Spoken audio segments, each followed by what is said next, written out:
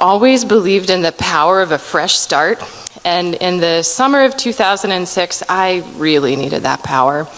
I had just filed for bankruptcy at the age of 26, having misunderstood maybe what it meant that women could have it all.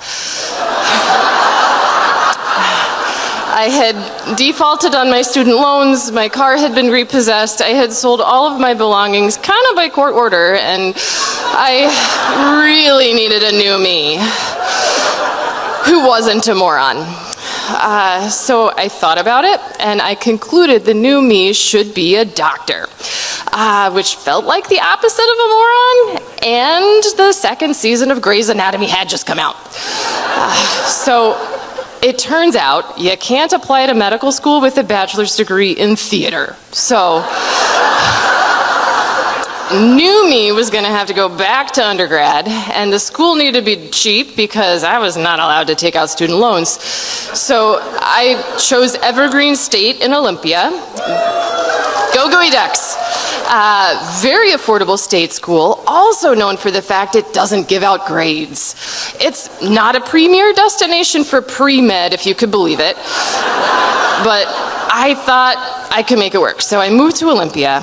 The only apartment I could afford there was like miles from campus. I didn't have a car, so I scrounged together a used bike to get around town, and I rolled up one pant leg, and new me was officially here. There was this one holdover from old me, this drummer I'd been dating for a few years. Hold that thought. Just before school started, he invited me to go hiking, and he chose this trail that was like a steep downhill, like into a ravine, and I do think he was looking for a metaphor with that, because at the lowest point of the hike, he did break up with me. He had great timing, that drummer. So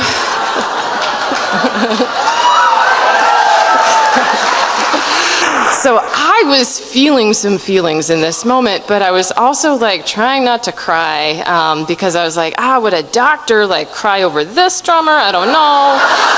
So I'm standing there like definitely not crying, and I see over his shoulder there's this like rock formation, and it catches my eye because it's kind of medium tall, but it looks very climbable, and I'm pretty sure doctors are into rock climbing.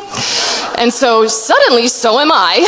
And so before he can stop me, I am like off to climb this rock. I am gonna prove something to myself. I do not know what, but I just needed to climb. So I get going, I get 7-8 feet in the air, and I realize this rock is taller than I thought it was gonna be, and it's wet. And then my feet just slip out from under me. I plummet to the ground. My right ankle cracks as I land. I hear it, and I think, I'm not a doctor, but this is broken.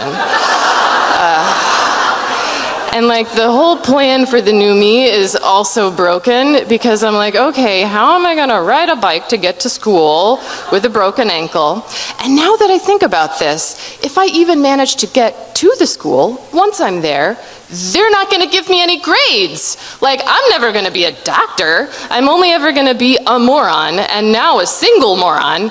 And it just kind of like spirals in my mind like that, and I end up just like weeping on the ground while the drummer just kind of like watches awkwardly. And right there in that lowest moment of humiliation, I get a vision of Meredith Grey from Grey's Anatomy. And she is both groveling to McDreamy, going, pick me, choose me, love me. And she's holding a bomb in some guy's abdominal cavity, like she's just steely-eyed, she's doing what needs to be done, but also she's so pathetic, but also she's such a badass. And I'm like, that's it. Maybe I too can be both a moron and a doctor. Because women contain multitudes, right? So I had to crawl army style through the mud to get out of the ravine that day. It took hours because the drummer, not exactly Patrick Dempsey, not strong enough to lift me, we discovered. But I did get out. And I did have to sell my bike to pay for bus fare, and I had to walk with a cane for quite a while, like a different TV doctor.